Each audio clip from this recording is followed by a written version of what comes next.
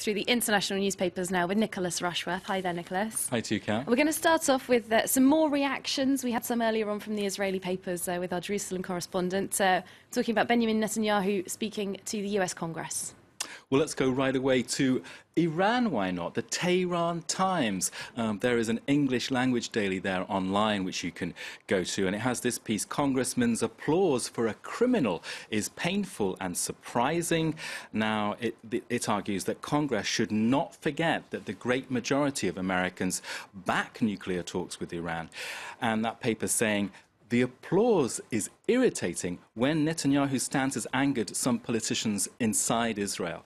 Now, we've looked at some of the Israeli press already. There are lots of comment pieces you can imagine. The largest circulation daily in Israel is Ynet News. I turned to that, and it has this one here. Netanyahu was preaching to the choir. And the quote there, at the very end of that article actually, is, well, conducting a speech before a group of staunch supporters, this is a Republican-led Congress, 2 weeks ahead of an election, well, that has very little to do with Iran or the survival of the Jewish people.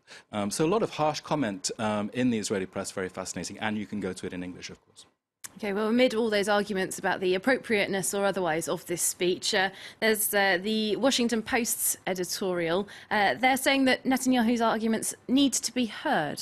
Well, this is the editorial board of the Washington Post, so it's the official position of the paper. And there you can see it. Obama has to listen. Now, we've heard a lot about him being critical of Netanyahu. The Washington Post is saying, stop doing that. Don't do it. Listen instead to what Netanyahu has to say. A, what about this acceptance of a large Iranian nuclear infrastructure? And B, what about arrangements that would allow Tehran to, in 10 years' time, to expand its program? So the message there from the Washington Post, well, you know, perhaps Netanyahu has a point and Obama should stop bickering.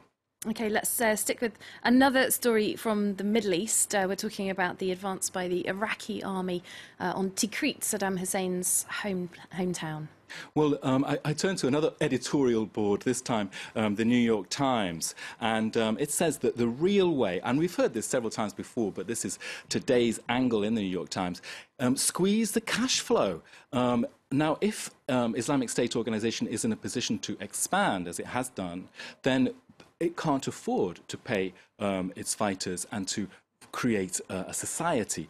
So the New York Times reporting this Wednesday that there has been significant progress in stopping the access to international banking. More needs to be done, it says. Now, here at France 24, we work with the French channel, but also the Arab language channel. My Arab language colleague Majuba very kindly pointed me to this Iraqi paper, which is called Azaman, which has a comment piece there written in Arabic, as you can see, very critical of the Gulf states. She says in that piece, the comment writer, that the Gulf states have been really burying their head in the sand like an ostrich. What we're witnessing is a region that is weakening and being torn up.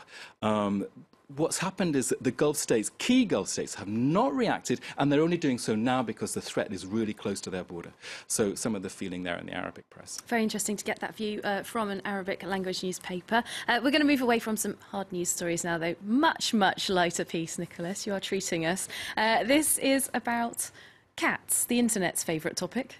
Indeed, and meow meow, literally in southern Japan, where some of the buzz online and for the Christian Science Monitor and lots of other papers is about Japan's cat island. Now, this is what's this all about? It's Aoshima in southern Japan, which is a small island with just 17 residents and 120 feral cats. Oh my goodness! So not many rats, I imagine. Well, no, it's pretty much clear. So apparently, it turns out that there are about 10 of these cat islands. They're called Nekojimas. There you can see The Guardian reporting on this, saying the cats rule the roost. So, of course, that story there, I just thought of you, Kat, basically. Thank you very much. The new cat cafes. We're seeing cat islands popping up all over the world now as we try to replicate. Exactly. Well, those cat cafes here in Paris are very successful, aren't they? Yes. They're expanding. Very difficult to get into, I can tell you. Very difficult to get into. So it could be a new area that you found for us there, Nicholas, some cat tourism. But apparently there there are cat islands in Greece and Italy already, so it's already a little boom going on there. There we go. Well, I hope someone's looking after those cats as well, I have to say. I hope some animal rights groups are checking up on them. Thanks very much for that and the rest of the international news there, Nicholas Rushworth.